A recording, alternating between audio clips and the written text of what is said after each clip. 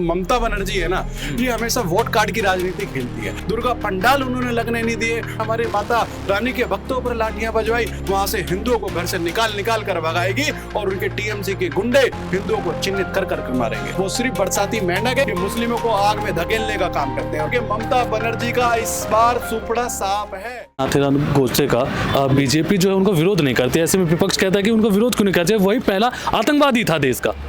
अरे एक बात बताओ, राष्ट्रभक्त आतंकवादी कैसे हो सकता है? राष्ट्रभक्त वो राष्ट्रभक्त था, उसने अपने देश के लिए, सनातन के लिए, अगर महात्मा गांधी जी को मारा, उसके देश पीछे के बापू को उन्होंने मार दिया, वो राष्ट्रभक्त था। भैया देश का बापू वो कैसा हो सकता है? क्या कोई इंसान देश का बापू हो सकता है? ये तो कांग्रेस ने बना दिया, कांग्रेस का बापू होगा, हमारा बापू नहीं है। हमारा बाप तो सिर्फ एक था, एक है, एक ही रहेगा, वो है राम। हम राम के वंशज हैं, हम बापू के वंशज नहीं है।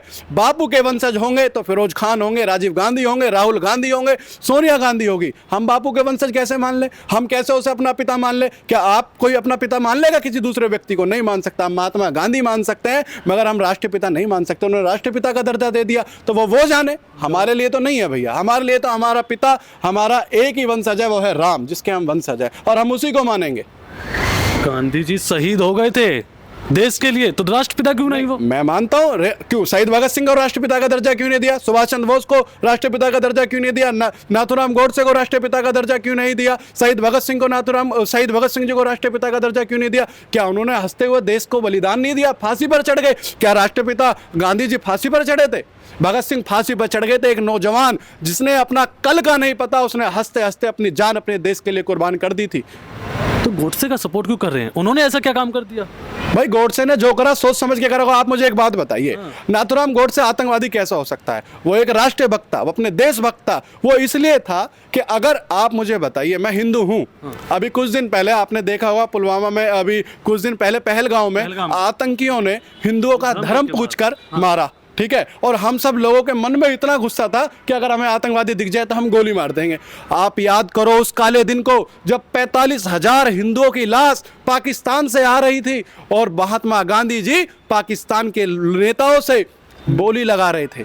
जवाहरलाल नेहरू जी, उन्होंने सौदा कर लिया था हिंदुओं की लाश पर। जब हम अपने देश में हिंदुओं की लाश नहीं देख पाए, हम इतने उतावले हो गए, इतने गुस्से में आ गए कि अगर मुझे आतंकवादी दिख जाए तो मैं जान से मारने का काम करूं। और तो नाथूराम गोडसे को वही चीज़ दिल में चुभी कि हमारे हिंदुओं के लिए महात्मा गांधी नहीं आए। और आज देश का जो बंटवारा हुआ, जो आज पाकिस्तान में हिंदू प्रताड़ित है, वो महात्मा गांधी की देन है। और जब वो देख रहा है कि हिंदुओं की लाश, 45,000 हिंदुओं की लाश आ रही है और महात्मा गांधी उस पर राजनीति कर रहे हैं, वो एक तरफा बोल ही नहीं रहे हैं उनके लिए, तो एक देशभक्त को गुस्सा नहीं आएगा?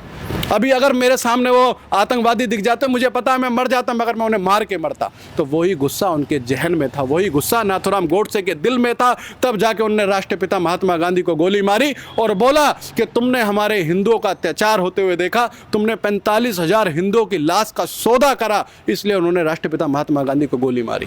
तो उनके दिल में आग नहीं लगेगी जिन्होंने हमें चलना सिखाया, बोलना सिखाया, हिंसक न्याय के रास्ते पे चलना सिखाया गांधी जी ने? हाँ, गलत करा, मैं उसका वो बोलता हूँ कि उन्होंने गलत करा, मगर एक तरफ उन्होंने अपने धर्म को देखकर सही करा। यार एक बात बताओ ना, एक व्यक्ति 45,000 हिंदुओं की लाश आ रही है, उस पर बोल ही नहीं रहे हैं, कह रहे हैं आने दो, उसके पैसे ले लिए, सौदा कर लिया। क्या यही राष्ट्रपिता थे? बात करते हैं ना, वहाँ आवाज़ उठाते हैं हिंदुओं की। आपने सिर्फ एक समुदाय की आवाज़ उठाई, हिंदुओं के लिए खुलकर क्यों नहीं बोले? मुझे ये बात समझ नहीं आती। आपने देश को आज़ादी दिलाई, आज हमारे कश्मीर को वो कब्जा कर लिया उन्होंने, हमारे चीन के बॉर्डरों को कब्जा कर लिया उन्होंने, क्यों नहीं आवाज़ उठाई इन्होंने? हिंदुओं का देश कहाँ है? अगर वो होते तभी इसको हिंदू राष्ट्र घोषित करा देते, अगर महात्मा गांधी चाहते तो। मगर वो चाहते थे कि हम उनके गुलाम बन कर रहे हैं, वो चाहते थे कि हम मुगलों के गुलाम बन कर रहे हैं। उसके बाद कांग्रेस पार्टी का गठन हुआ था, उसको किस हिसाब से, क्या उन्होंने अपने देश के लिए कुछ कार्य किया कि नहीं किया?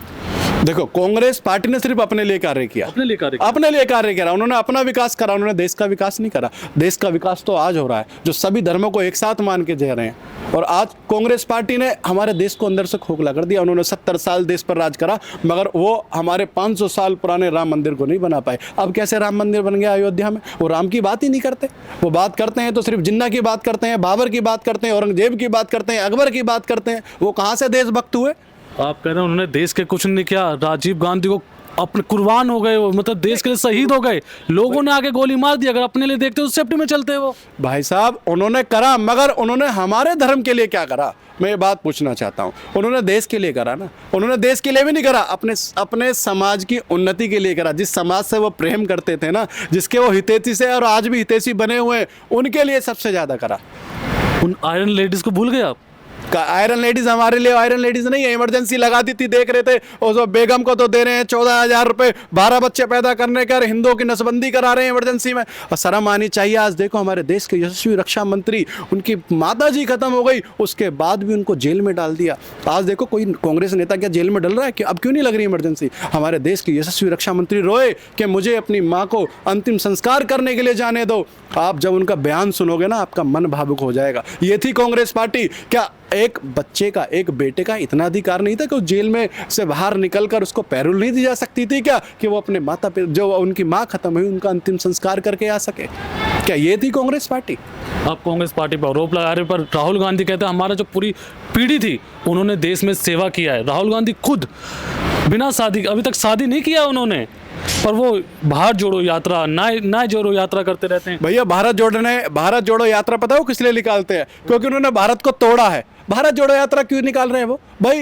भाजपा ने भारत जोड़ो यात्रा क्यों नहीं निकाली? क्योंकि भारत को भाजपा ने कभी तोड़ा ही नहीं। जब तोड़ा उन्होंने तो जोड़ने की बात भी तो वही करेंगे। अभी मैं कोई बात चीज तोड़ दूं तो मैं ही तो जोड़ने की बात करूंगा। तो उन्हें पता है कि उनके पूर्वजों ने, उनके बड़े अभिभावकों ने हमारे देश को तोड़ा है, तो इसलिए वो भारत जोड़ो यात्रा निकाल रहे हैं कि क्या पता जोड़ के चले। और वो देखो ना कन्हैया कुमार जो वहां से जेएनयू की धरती से बोलता है कि अब्दुल देश हम शर्मिंदा है, अब्दुल तेरे कातिल जिंदा है, वो उसको साथ लेकर चलते हैं अपने साथ। जो बदमाशों की, आतंकवादियों की बात करते हैं, उनके जिंदाबाद के नारे लगाते हैं, वो क्या उनसे भारत जोड़ेगा?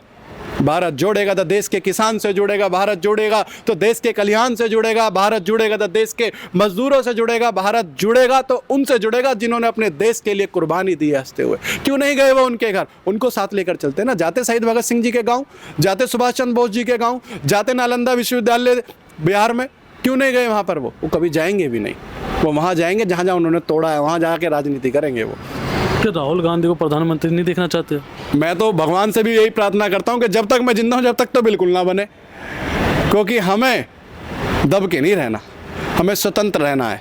एक समुदाय के विशेष कृपा से वो हमें दबा कर रखेंगे। बिल्कुल गलत नहीं है।